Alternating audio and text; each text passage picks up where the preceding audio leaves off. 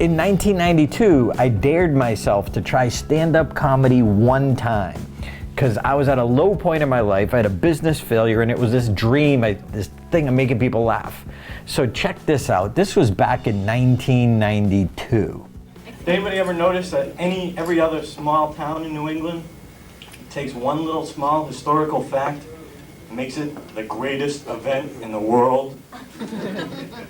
Sorry for my voice, like fluctuating a little bit. But a lot of towns are like this. So talk about fear. Oh my gosh, I had no talent. No one ever told me I was funny, and no confidence, no stage presence. I had no business being on stage. So yes, I can talk about this, but you know, anyone can talk about the fear. And by the way, it's not the fear of public speaking. It's actually the fear of embarrassment. No one wants to be embarrassed, especially in front of their peers, and especially in front of friends, co-students, family, relatives, even strangers. So what can you do, and how did I overcome it? Well, if we fast forward to 2001, I outspoke 25,000 contestants from 14 countries to become the world champion of public speaking. So I did pretty good at overcoming that fear. But what did I do? So this is about you and what you can do. And here are 2 simple strategies that can help you right away in your very next presentation. So what are they?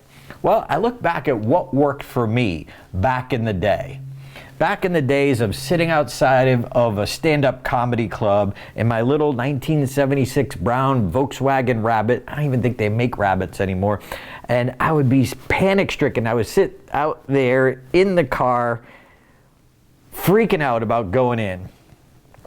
But here's what I did that worked. That helped me be able to manage it. It didn't completely go away. But here's the strategy. I listened to my 3 favorite songs, those power songs. You know, the songs that get you excited, that gets you juiced up so you can handle anything. So this is what I call the 5-minute before playlist. Create a playlist on your phone where you listen to those power songs. And they're always different at different times of your life. But right now, what are those power songs? Pick 2 or 3.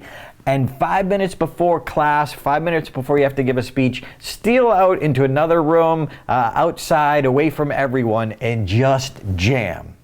And it's gonna bring a lot more fun and enthusiasm. And what we're doing is you have that little cynic in your brain, that little fear mind that says, you can't do this, you're not good enough, you're gonna forget your you're gonna forget your lines, congratulations, you're human. We all have that. So what can you do with it? Strategy number 1 is create a playlist. Create that playlist that can help give you that confidence. And let's just say, take that voice of doubt and drown it out. Take that voice of doubt and drown it out. And I use this for many years. I still use the same idea when I'm going to go write. So writing books is one of the things that I do now, as well as keynote speaking professionally. But it just kind of puts me in that mode. And I remember that crazy, scared kid back then. But it puts me in that confidence mode. So number 1, create a playlist. Okay, number 2, questions. Questions that you ask yourself 5 minutes before, not an hour before, not the day before, 5 minutes before, because that's when you freak out. I got to do this. So back in 2001, when I was backstage about to deliver the World Championship speech in front of 2,000 people against 8 of the best speakers in the world, I asked myself a simple question. I knew who I was and what I needed to do. And it came from one of my coaches who said, Darren, remember to have fun. And so the 1 hour before the speech contest, Darren, wrote myself a note and put it in my pocket. And when I'm freaking out, going back, I'm listening to my playlist, just like I'm suggesting to you.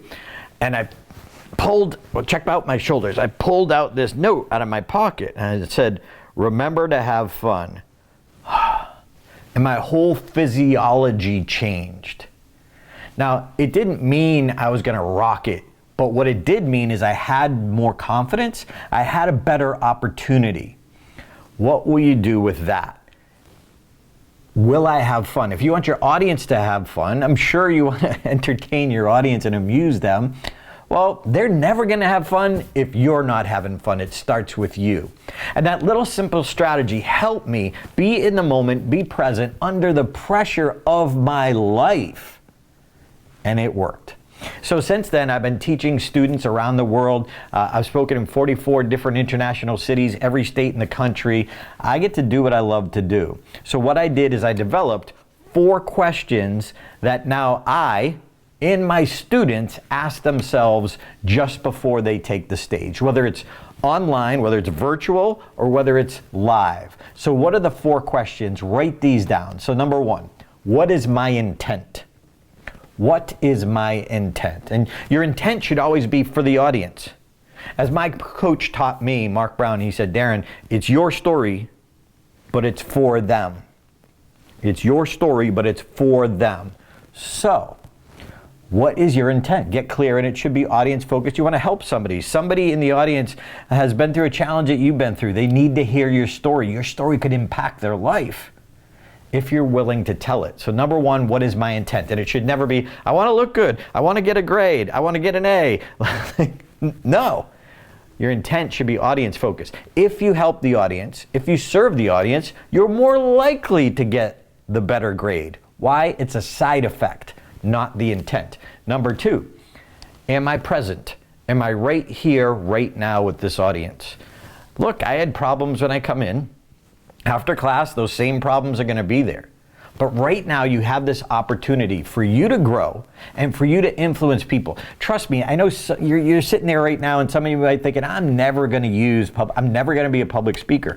Well, if you're going to be interviewed for a job, that's one-on-one public speaking. If you're going to be a manager of any kind, a leader of any kind, that's public speaking. Even though it's not in the quote-unquote public, you're leading, you're presenting, you're influencing people. So no matter what you do, presenting is going to be a part of your career.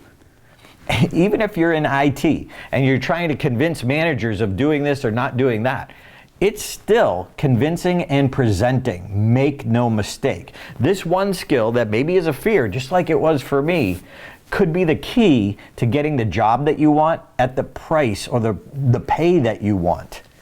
So take this seriously. Number 3, will I have fun? I said this before, but will I have fun? Think about this. When you walk on stage in front of that audience, or even in front of your class, don't you want to walk out with confidence, knowing this is going to work? Well, ask yourself, am I going to have fun? Hey, even if you're the only one who has fun, you will present better if you have that mindset on when you walk up in front of the audience. And the 4th question, most important, this goes a little deeper. Ask yourself, how would I deliver this presentation if I knew it was my last one ever? Think about that. How would I deliver this presentation if I knew it was my last one ever? If you knew it was going to be the last conversation with one of your parents or one of your siblings, would it be different? It would come from a deeper place. It would mean more. Well, there are people in front of you who you'll maybe never be in front of again that you could actually help with your presentation. Come from that place. You'll deliver a much better presentation. The pressure will be off when you make it about them and about what they walk away with. So again, the 4 questions. What is my intent? Am I present? Will I have fun? And how would I deliver this presentation if it was my last one ever? You may never completely overcome the fear of public speaking, but you can manage it, you can rock the house, and you can be better with these 2 strategies. They work for me. I still use them today, 3 decades later. How about you? If you're looking for my top 10 speaking mistakes, just go to beasponge.com and check it out. Check out StagetimeUniversity.com, where good presenters become unforgettable.